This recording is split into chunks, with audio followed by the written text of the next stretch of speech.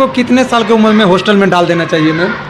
Hostel में देखिए बच्चे को कम से कम 5 साल का अगर बच्चा हो गया तो अब ऐसे हम 3 साल के भी बच्चे को एडमिशन यहाँ लिए हुए हैं, 3 साल के बच्चे को भी हम पढ़ा रहे हैं। मतलब हम अपने बच्चे के तरह वो हॉस्टलेस को भी देखते हैं कि वो 3 साल के हैं तो उसको उसी तरह का केयर करते हैं। कहावत है, संगत से गुण आत है, संगत से गुण जात है। अगर संगत खराब हुआ उसका तो वो खराब हो गया, अगर उसका संगत अच्छा हुआ तो वो अच्छा हो गया। अभी गाँव में देखिए अधिकतर अभी गाँव में है क्या, माहौल अभी तक नहीं उतना सुधर पाया है जितना सुधरना चाहिए। अभी भी बहुत सारे छोटे छोटे बच्चे हैं, 10 साल के बच्चे, वो नशा कर रहे हैं, चोरी कर रहे हैं। तो आप जो अगर चाह रहे हैं कि मेरा बच्चा इस माहौल से दूर हो तो आप आइए सैनिक स्कूल, अपने बच्चे को एडमिशन कराइए और हॉस्टल में डालिए। उस संगति से अगर बचाना है तो हॉस्टल में उस बच्चे को डालिए, उसका सारा संगति, बुरा संगति सब खत्म हो जाएगा और आपका बच्चा एकदम अच्छा सा बन जाएगा। साथियों, अभी हम जमुई में हैं। वो जमुई एक उझंडी जगह है जहाँ पे कि सैनिक पब्लिक स्कूल में बच्चे को शिक्षित किया जा रहा है। तमाम दूर दराज के बच्चे यहाँ पे शिक्षा ले रहे हैं और हमारे साथ जो हैं प्रिंसिपल मैम हैं। आज इनसे मेरा दूसरा इंटरव्यू होगा, तो चलिए आज आपसे मिलवाते हैं, तमाम जानकारियाँ लेते हैं कि जो गरीब बच्चे होते हैं उनका भी जिज्ञासा होता है कि हम भी अच्छे स्कूल में शिक्षा लें, तो उनके लिए यहाँ पर क्या व्यवस्था है, क्या प्रॉफिट उनको दिया जाता है बच्चे को, गरीब बच्चे को। इसके बारे में हम लोग थोड़ा सा तमाम जानकारियाँ मैम के माध्यम से लेते हैं। स्वागत है मैम आपको। सबसे पहले आप यहाँ आए उसके लिए धन्यवाद कि आप मेरे स्कूल आए और स्कूल के प्रति आप अपना जागरूकता दिखा रहे हैं कि ये स्कूल से हम जुड़े। तो मैं गरीब बच्चों के लिए ये संदेश देना चाह रहा हूँ, खास करके गरीब बच्चों के लिए। यहाँ ना हम गरीब देखते हैं ना अमीर देखते हैं, बस यहाँ हम देखते हैं क्या कि हमको बच्चों को शिक्षा देना है, हर एक बच्चे को पढ़ाना है, हर एक बच्चा शिक्षित हो जाए। वो ऐसा नहीं सोचे गरीब वर्ग के लोग कि मेरे बच्चे तो गरीब घर के हैं तो मैं कैसे इसको स्कूल में नाम लिखाऊं, मैं कैसे फ़ीस दे पाऊंगी। इस तरह से विचार गाँव बहुत सारे गरीब परिवार में आते हैं। अभी भी बहुत सारा ऐसा परिवार है जो कि बहुत पीछे है।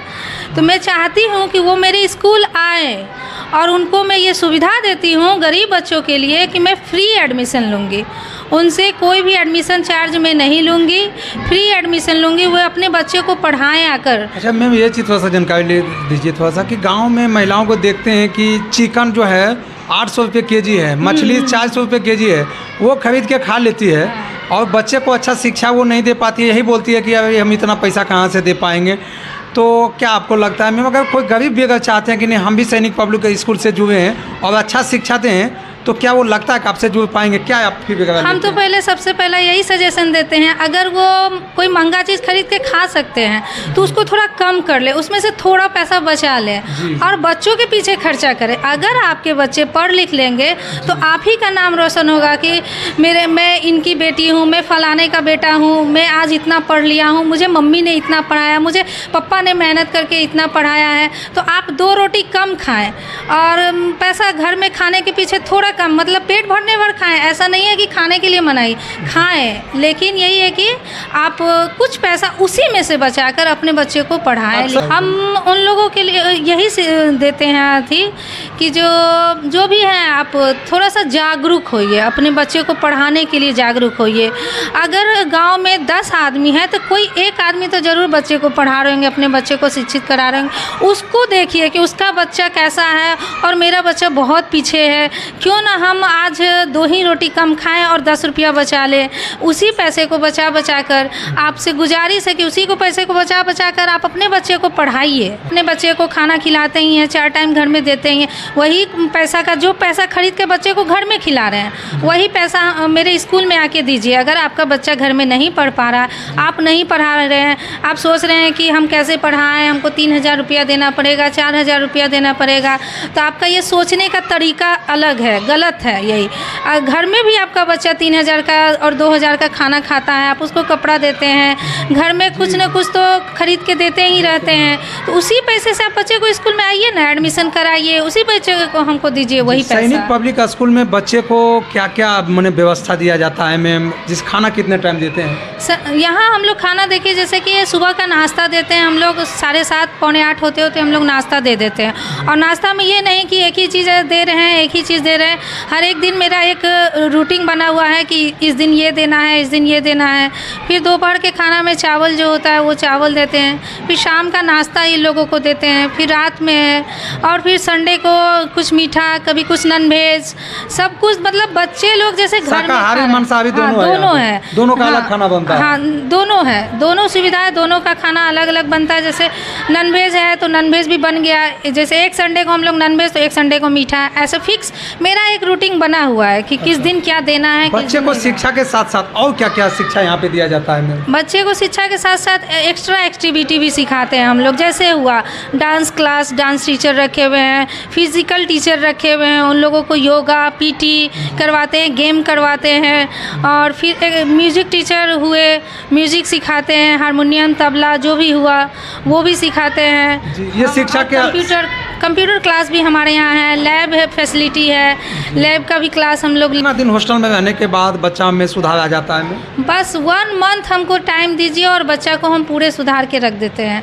और किसी भी तरह का कोई अथी नहीं मिलेगा शिकायत कि मेरा बच्चा अभी तक ये कर ही रहा है, मेरा बच्चा अभी गाली दे ही रहा, मेरा बच्चा अभी चोरी कर ही रहा। आप 1 महीने के बाद बस डालिए, 1 महीने के बाद फिर बच्चे से मिलिए, उसी बच्चे से मिलिए, और खुद आप लोग ये फील कीजिएगा कि मेरे बच्चे में बहुत सुधार आया है। खुद अभी तक जितने भी हॉस्टल में बच्चे आए, गार्जियन लोग आते हैं, अगर हम 10 दिन की भी छुट्टी देते हैं तो गार्जियन का कहना है कि मैम ये घर पे आते हैं तो फिर ये इन लोगों का संगति ख़राब होने लगता है, छुट्टी कम दिया कीजिए। तो बच्चे लोग भी चाहते हैं कुछ दिन हम परिवार के साथ गुजारें, परिवार के साथ भी जाना, इसलिए हम लोग कुछ दिन की छुट्टी देते हैं, ज़्यादा छुट्टी नहीं देते लेकिन कुछ दिन देते हैं। दुर्गा पूजा में कितना छुट्टी बचेगा? दुर्गा पूजा का 2 दिन की छुट्टी है। इसके बाद सबसे ज़्यादा लंबा छुट्टी कब? लंबा छुट्टी बस गर्मी की छुट्टी में देते हैं हम, बाकी कोई छुट्टी नहीं? बाकी बस 2 दिन 1 दिन छुट्टी, तो उसमें बच्चे लोग नहीं ही जाते हैं, यहीं रख लेते हैं। हम लोग जो घर में ये लोग खाते हैं फेस्टिवल में वो हम लोग यहाँ देते हैं। इन लोगों को फील नहीं होने देते हैं कि हाँ घर जाएंगे तो हमें तो पूरी मिलेगा, ये मिलेगा, हम लोग सारा चीज़ यहीं पे दे देते हैं। कितने बजे सुबह में कितने बजे जगा देते हैं बच्चे को? बच्चे लोग 4 बजे उठ जाते हैं सुबह में? हाँ, सुबह 4 बजे उठ जाते हैं, और 5 साढ़े 5 बजते बजते ये लोग सारा काम करके 6 सवा 6 तक ये लोग फिर बैठ जाते हैं पढ़ने के लिए। मॉर्निंग में ट्यूशन है इन लोगों का, फिर ये शाम में ट्यूशन है इन लोगों का, 3 से 5 लेते हैं, फिर रात का है 7 से 9 है इन लोगों का, और सब हम अभी खुद ही ले रहे हैं। इन लोगों का क्लास जो है हम खुद से अभी डील कर रहे हैं, और बच्चे लोग को सारे मतलब जो होता है शिक्षा से अवगत करा रहे हैं, सारे सब्जेक्ट को ये लोग का पूरा करते हैं। जो बच्चे कमज़ोर हैं, बहुत सारे बच्चे हैं 10 साल के हुए हैं, फर्स्ट टाइम स्कूल आए हैं। अच्छा। तो उसको पहली बार डाला गया, तो गलती बच्चे की नहीं है। बच्चे को कितने साल की उम्र में हॉस्टल में डाल देना चाहिए मैम? हॉस्टल में देखिए बच्चे को कम से कम 5 साल का अगर बच्चा हो गया तो अब ऐसे हम 3 साल के भी बच्चे को एडमिशन यहाँ लिए हुए हैं, 3 साल के बच्चे को भी हम पढ़ा रहे हैं। मतलब हम अपने बच्चे के तरह वो हॉस्टलेस को भी देखते हैं कि वो 3 साल के हैं तो उसको उसी तरह का केयर करते हैं। कम से कम 10 क्लास तक बच्चे को पढ़ना चाहिए हॉस्टल में। हाँ, इसके बाद कहीं बच्चे को भेज सकते हैं, कोई प्रकार की दिक्कत नहीं? भेज सकते हैं, आराम से भेज सकते हैं। यहाँ हम लोग 10+2 तक सुविधा देने वाले हैं। अभी हमारा शुरुआती है तो नर्सरी टू 5 है, लेकिन हम लोगों का 10+2 तक ये सुविधा हम लोग ये स्कूल में देंगे, ताकि बच्चे नर्सरी में आए और एक बार सीधे 10+2 तक कहीं और नहीं जाना पड़े। 10+2 तक सारा सुविधा उन लोगों को यहीं पे हम लोग दे देंगे। तो साथियों, अगर जो जोड़ना चाहते हैं सैनिक पब्लिक स्कूल में, हम तमाम जानकारियाँ लेने का प्रयास करें। हमारे साथ प्रिंसिपल मैम हैं, और मैम का ही स्कूल है, और अभी देख रहे हैं कि बच्चे बहुत सारे तमाम जिला के लोग, तमाम स्टेट के लोग यहाँ पे जुड़ रहे हैं। तो अगर आप चाहते हैं कि नहीं हम भी बच्चे को अच्छा शिक्षा दें तो देरी नहीं कीजिए, नहीं तो बच्चा जब आपका बिगड़ जाता है तो फिर आप हॉस्टल में डालते हैं। इसलिए करके हम जो अच्छा चीज़ों होते हैं वो चीज़ों को हम तमाम वीडियो बना रहे हैं, आप तक पहुंचाने का प्रयास कर रहे हैं। तो अगर आप एडमिशन लेना चाहते हैं तो एडमिशन अभी जारी है, वो भी निःशुल्क है, उसमें आपको कोई शुल्क नहीं देना पड़ता है। गरीब हैं चाहे अमीर हैं, जो भी आना चाहते हैं तो सैनिक पब्लिक स्कूल जरूर आइए। उझंडी में है, जगह का नाम है उझंडी, और आप विजिट कीजिए, और नहीं तो आप हमको भी कमेंट कीजिए, हम भी यहाँ तक आपको ले आने का प्रयास करेंगे। तो चलिए फिर जैसा होगा आप कमेंट के माध्यम से राय दीजिए। मिलाएंगे फिर नेक्स्ट वीडियो में। जय हिंद, जय भारत।